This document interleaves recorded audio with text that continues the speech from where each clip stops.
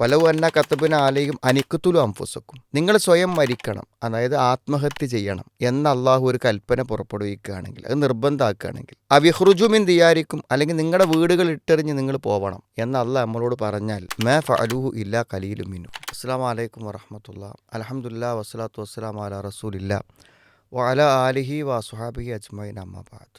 വളരെ ലളിതമായ കാര്യങ്ങളെ മതത്തിൽ അള്ളാഹു നമ്മളോട് കൽപ്പിച്ചിട്ടുള്ളൂ. അത് പല സ്ഥലത്ത് അള്ളാഹു വിശുദ്ധ ഖുർആനിൽ പറഞ്ഞു തന്നെയാണ്. ഇപ്പോൾ നോമ്പ് നമുക്ക് നിർബന്ധമാക്കിയപ്പോൾ അത് കുറച്ചൊരു പ്രയാസകരമായി തോന്നാവുന്ന ഒരു കാര്യമാണ്.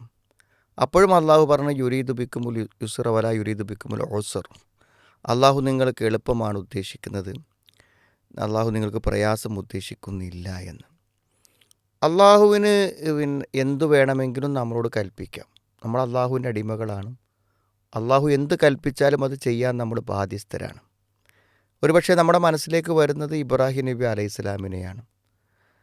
തൻ്റെ മകനെ അറുക്കാൻ വേണ്ടി അള്ളാഹ് കൽപ്പിച്ചു. അള്ളാഹ് കൽപ്പിച്ചാൽ അത് ചെയ്യണമല്ലോ. അദ്ദേഹം സന്നദ്ധമായി ആ മകനെ അറുക്കുന്ന ഒരു ഘട്ടത്തിലേക്ക് എത്തി. അവസാന നിമിഷങ്ങളിൽ അള്ളാഹു അതിന് പകരം കൊടുത്ത് തൽക്കാലം അത് വേണ്ടെന്ന് വെച്ചു. അപ്പോൾ അള്ളാഹു നമുക്ക് ചെയ്യാവുന്നതല്ലേ കൽപ്പിച്ചുള്ളൂ എന്ന് ചിന്തിക്കുമ്പോൾ നമ്മളോട് കൽപ്പിച്ച കാര്യങ്ങൾ ചെയ്യാൻ നമുക്ക് കൂടുതൽ എന്ത് ചെയ്യും, താല്പര്യമുണ്ടാകും. ഇങ്ങനെ തന്നെ വിശുദ്ധ ഖുർആനിൽ സൂറത്തു നിസായിൽ അള്ളാഹു പറയുന്നുണ്ട് ഇതേപോലൊരു ആശയം.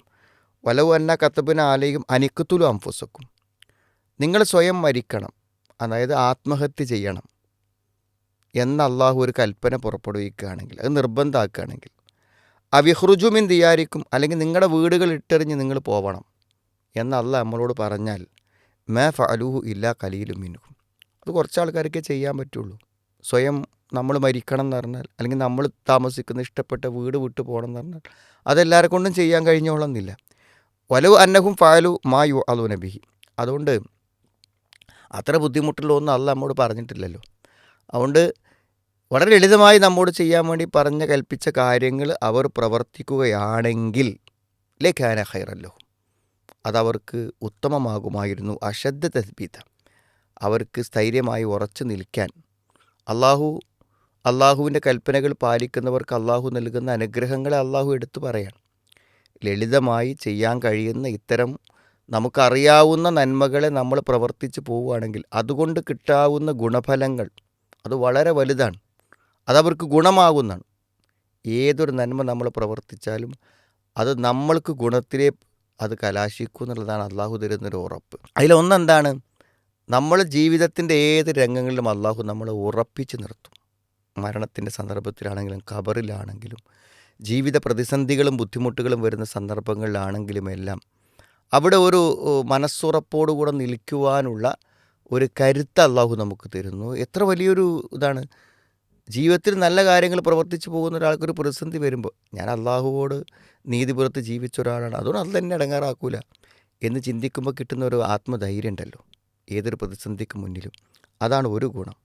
രണ്ടാമത്തെ ഇതല്ല തൈനാകും ഇല്ലതുന്ന അജ്റൻ അദീമ, മഹത്തായ പ്രതിഫലം നാം അവർക്ക് നൽകും. നാളെ പരലോകത്ത് ഒരു കണ്ണും കാണാത്ത, ഒരു കാതും കേൾക്കാത്ത, ഒരു മനുഷ്യൻ്റെ മനസ്സിലും ഇന്നേവരെ വിചാരിച്ചിട്ട് പോലും ഇല്ലാത്ത സുഖ സൗകര്യങ്ങളാണ് അള്ളാഹു തരാൻ പോണത്. വളരെ ലളിതമായി നമുക്ക് ചെയ്യാവുന്ന നന്മകൾക്ക് അള്ളാഹു നിശ്ചയിച്ച മഹത്തായ പ്രതിഫലത്തെക്കുറിച്ചാണ് ഈ പറയണത്. വലഹദൈനാഹും സിറാത്തം മുസ്തഖീമ. മാത്രമല്ല അവരെ നേരായ വഴിയിലേക്ക് നയിക്കുന്നു. നേരായ വഴിയിലേക്ക് നയിക്കുക എന്നുള്ളതിൽ നേരത്തെ പറഞ്ഞതൊക്കെ ഉൾക്കൊള്ളും. അള്ളാഹു നമ്മളെ നല്ലൊരു മാർഗത്തിലൂടെ മുന്നോട്ട് കൊണ്ടുപോകുന്നതാണ്. അള്ളാഹു നമ്മളെ നേർമാർഗത്തിലാക്കുന്നതാണ്. ഏറ്റവും വലിയൊരു ഓഫറല്ലേ നമുക്ക്. ഇതിനെന്തേ വേണ്ടുള്ളൂ, നമ്മളോട് കൽപ്പിക്കപ്പെട്ട കാര്യങ്ങളെ നമ്മൾ ചെയ്യുക. അപ്പോൾ ഇത്രയല്ലേ പടച്ചോൻ പറഞ്ഞുള്ളൂ. എന്നോട് ആത്മഹത്യ ചെയ്യാനോ നാട് വിട്ടു പോകാനൊന്നും പടച്ചോൻ പറഞ്ഞിട്ടില്ലല്ലോ എന്ന് ആലോചിച്ചാൽ നമ്മൾ കേൾക്കുകയും നമ്മൾക്ക് അറിയുകയും ചെയ്യുന്ന കാര്യങ്ങൾ ചെയ്യാൻ നമ്മളെ പ്രേരിപ്പിക്കും. ഇതൊരു പൊതു തത്വമാണ്. മനസ്സിലായില്ലേ? ഇപ്പോൾ നമ്മളൊരു ജോലി ചെയ്യണം, അപ്പോൾ നമുക്ക് ആ ജോലി ഭയങ്കര പ്രയാസമായി തോന്നുക. എന്തൊരു കഷ്ടമാണിത്, ഞാൻ രാവിലെ 8 മണിക്ക് വരണം, വൈകുന്നേരം 6 മണിക്ക് പോകാൻ പറ്റുള്ളൂ, എന്തൊരു ബുദ്ധിമുട്ടാണ്. അപ്പോഴാണ് നമ്മൾ ആലോചിക്കണം, ഒരു രാത്രി മാത്രം സെക്യൂരിറ്റി ജോലി ചെയ്യുന്ന ഒരാളെ പറ്റി ആലോചിച്ച് നോക്കും നിങ്ങൾ. അയാൾക്ക് എന്നും രാത്രി ഡ്യൂട്ടി, യാതൊരു ഷിഫ്റ്റും ഇല്ല, അയാൾ എന്നും രാത്രി ജോലി ചെയ്യണം. അപ്പോൾ ആ എന്നും രാത്രി ജോലി ചെയ്യുന്ന, ഉറക്കമൊഴിച്ച് ജോലി ചെയ്യുന്ന, CCTV വെച്ച് നിരീക്ഷിച്ച് ഉറങ്ങുന്നുണ്ടോ നോക്കുന്ന മുതലാളിമാർക്ക് കീഴിൽ ജോലി ചെയ്യുന്ന ഒരാളെ പറ്റി ഒരു സാധുവിനെക്കുറിച്ച് ആലോചിച്ച് നോക്കും നിങ്ങൾ. അങ്ങനെ ചിന്തിക്കുമ്പോൾ രാവിലെ 8 മണിക്ക് വന്ന് വൈകുന്നേരം 6 മണിക്ക് പോകുന്നത് എത്ര സമാധാനമുള്ളൊരു ജോലിയാണെന്ന് ആലോചിച്ച് നോക്കൂ. അപ്പോൾ ജീവിതത്തിൽ നമ്മൾ ചെയ്യുന്ന ജോലിയേക്കാളും പ്രയാസമുള്ള ജോലി ചെയ്യുന്നവരുണ്ടെന്ന് ചിന്തിക്കുമ്പോൾ നമ്മുടെ ജോലി നമുക്ക് വളരെ ലളിതമായി ചെയ്യാൻ പറ്റും. അള്ളാഹു നമ്മോട് കൽപ്പിച്ച കർമ്മങ്ങൾ എത്രയോ ലളിതമാണ്. ഇതിൻ്റെ അപ്പുറത്തേക്ക് പടച്ചോൻ കൽപ്പിച്ചാൽ എന്ത് ചെയ്യുമെന്ന് ആലോചിച്ചാൽ ചെയ്യുന്ന കാര്യങ്ങൾ വളരെ സമാധാനത്തോടെയും സംതൃപ്തിയോടെയും ചെയ്യാൻ പറ്റും. നമ്മൾ ചെയ്യുന്ന മതപരമായ കാര്യമാണെങ്കിലും ഭൗതികമായ കാര്യങ്ങളിലും അത് ഇഷ്ടത്തോടെയും സംതൃപ്തിയോടെയും ആസ്വദിച്ചും ആശ്വാസത്തോടെയും ചെയ്യുക എന്ന് പറഞ്ഞാൽ അതുതന്നെയാണ് ജീവിതത്തിലെ ഏറ്റവും വലിയ സന്തോഷമെന്ന് പറയുന്നത്. അതുകൊണ്ട് അള്ളാഹു കൽപ്പിച്ച ലളിതമായ കാര്യങ്ങൾക്ക് വളരെ വലിയ പ്രതിഫലമുണ്ടെന്ന് ആലോചിച്ച് ആത്മാർത്ഥതയോടെയും ആവേശത്തോടെയും താല്പര്യത്തോടെയും തൃപ്തിയോടെയും അനുഷ്ഠിക്കാൻ അള്ളാഹു നമുക്ക് തൗഫീക്ക് പ്രദാനം ചെയ്യുമാറാവട്ടെ.